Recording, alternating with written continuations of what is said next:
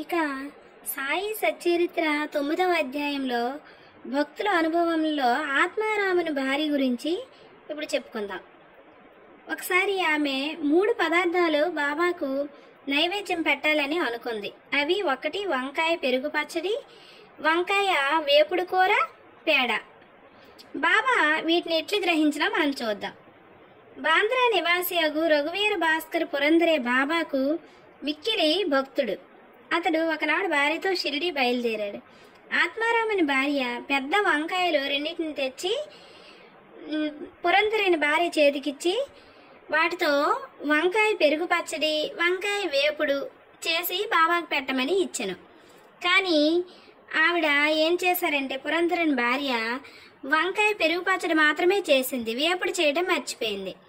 బాబాకి తీసుకెళ్ళి అది వడ్డించినప్పుడు బాబా ఏమన్నారంటే, నాకు వంకాయ వేపుడు కూడా కావాలని అడిగారు.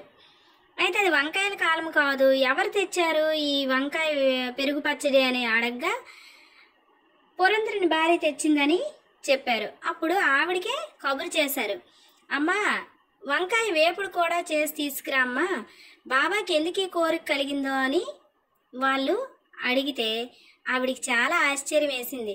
ఆత్మారాముని భార్య వంకాయ పెరుగు పచ్చడి, వంకాయ వేపుడు 2 పెట్టమని ఇచ్చింది కనుక బాబా ఆ వంకాయ వేపుడిని స్వీకరించడానికే తనకి వంకాయ వేపుడు కావాలని అడిగారు.